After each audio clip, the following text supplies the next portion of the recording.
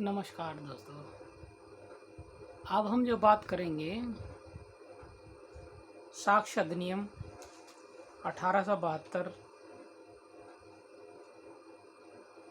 के सेक्शन 118 से लेके अंत तक करेंगे, अर्थात 167 तक करेंगे। ठीक है, सेक्शन 167 तक, क्योंकि हम पिछले वीडियो में 1872 साक्ष्य अधिनियम को पहले सेक्शनों में हम पूरा कर चुके हैं। अब 118 से हम आगे बात करते हैं। अध्याय 9 साक्ष्यों के विषय में बताता है, जो कि 118 में कहता है, सेक्शन 118 में कौन साक्ष्य दे सकता है। ठीक है ना। 119 में बताता है कि मूक साक्षी कौन होगा, जो बोल नहीं सकता। ठीक है ना। 120 सेक्शन 120 में बताया सिविल वादों के पक्ष में और उनकी पत्नियां या पति दंडिक विचारण के अधीन व्यक्ति का पति या पत्नी, ठीक है, साक्ष्य। ठीक है। 121 न्यायाधीश और मजिस्ट्रेट। ठीक है। 122 विवाहित स्थिति के दौरान में की गई संसूचनाएं, इंफॉर्मेशंस। ठीक है ना। 123 सेक्शन राज्य का कार्यकलाप के बारे में साक्ष्य। ठीक है ना। 124 शासकीय संसूचनाएं। ठीक है ना। 125 अपराधों के करने के बारे में जानकारी। ठीक है। 126 वृत्तियाँ सूचनाएं। ठीक है ना, प्रोफेशनल कम्युनिकेशंस। ठीक है।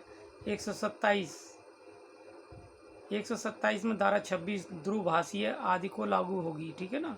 128 साक्ष्य देने के लिए स्वमेव अदत्त होने से विशेष अधिकार अधिक नहीं हो जाता। ठीक है ना। सेक्शन 129 विधि सलाहकारों से गोपनीय संसूचनाएं। ठीक है। 130 धारा जो साक्षी पक्षकार नहीं है उसके हक विलेख का पेश किया जाना। ठीक है। 131 सेक्शन उन दस्तावेजों या इलेक्ट्रॉनिक अभिलेखों का पेश किया जाना जिन्हें कोई दूसरा व्यक्ति उसका उन पर कब्जा है या पेश करने से इनकार कर सकता है। 131 के अंतर्गत। ठीक है ना। किसी दूसरे के कब्जे में है और आपको कोर्ट में मंगानी है तो इस सेक्शन के अंतर्गत एप्लीकेशन लगा के आप मंगवा सकते हैं। ठीक है। ठीक है। धारा 132 इस आधार पर उत्तर उसे अपराध में फंसाएगा, साक्षी उत्तर देने से क्षम्य ना होगा। ठीक है ना।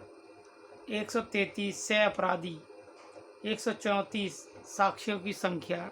134 के अंतर्गत जो लिस्ट ऑफ विटनेस दी जाती है वो है ये। ठीक है ना। अब हम बात करेंगे धारा 10 के संबंध में साक्षियों की परीक्षाओं के विषय में। धारा 135 साक्षियों के पेशकरण और उनकी परीक्षा का क्रम। ठीक है। धारा 136 न्यायाधीश साक्ष्य की ग्रहणता के बारे में निश्चित करेगा। ठीक है। 137 मुख्य परीक्षा। धारा 138 परीक्षाओं का क्रम।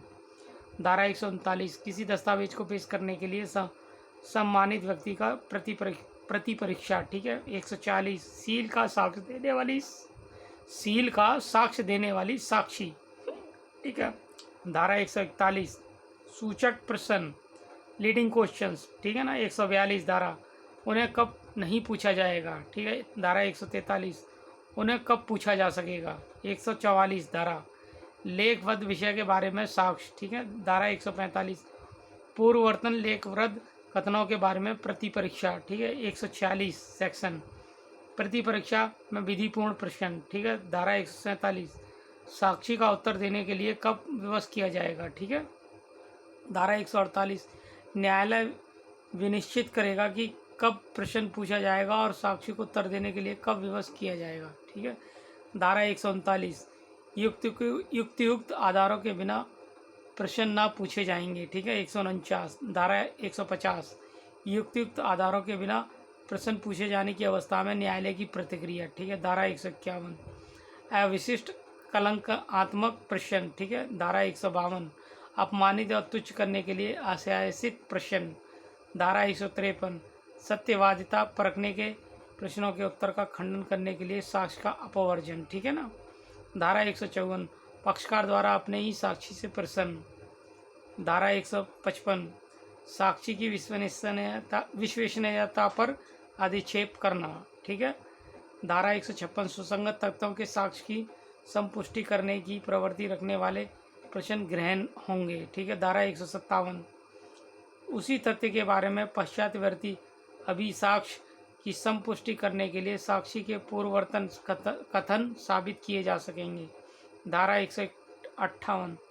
धारा 33 साबित करने के बारे में जो कथन धारा 32-33 के अधीन सुसंगत है, कौन सी बात साबित की जा सकेगी, ठीक है ना।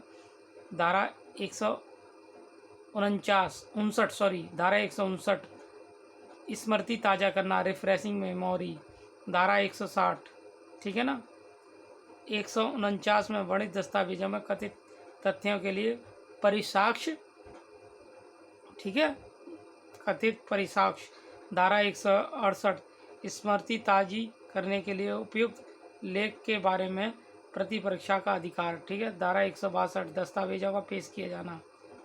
धारा 163 मंगाई गई और संसूचनाओं को पेश की गई दस्तावेज का साक्ष्य के रूप में दिया जाना।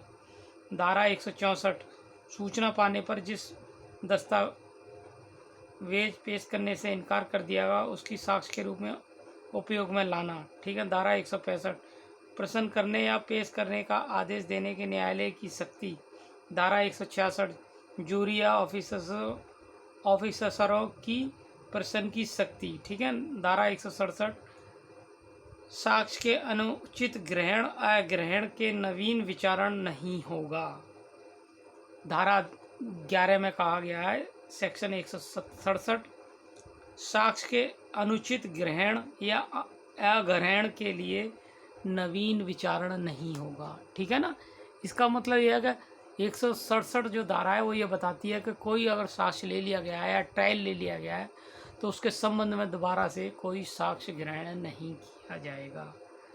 अब हमने जो संपूर्ण रूप से साक्ष्य अधिनियम 1872 समाप्त कर दिया गया है और लगभग सभी धाराओं को हमने इसमें सम्मिलित किया गया है और आप समझ सकते हैं कि जो साक्ष्य अधिनियम है ये अपने आप में न्यायालयों के लिए बहुत ही इम्पोर्टेंट एक्ट है, अधिनियम है, जो कि अपने आप में बताता है कि किसी साक्ष्य को कब और कैसे ग्रहण करेंगे और किस स्थिति में किसी साक्ष्य को साबित हुआ माना जाएगा और किस स्थिति में साबित हुआ नहीं माना जाएगा और कौन सा प्रजम्पशन है, उपधारणा है जो हमें कब उसके संबंध में ये साक्ष्य के रूप में माना जा सकता है और कब नहीं, ठीक है ना। ये पूरी डिटेल इस साक्ष्य अधिनियम के अंतर्गत मिलती है और इसी के थ्रू किसी केस का समापन अर्थात साबित किया जाना, ना साबित किया जाना सिद्ध किया जाता है, जिससे किसी केस में डिग्री बनेगी, किस में नहीं बनेगी, अब किस में सजा दी जाएगी, किस में नहीं। ये साक्ष्य अधिनियम के आधार पर ही निर्भर करता है। नमस्कार।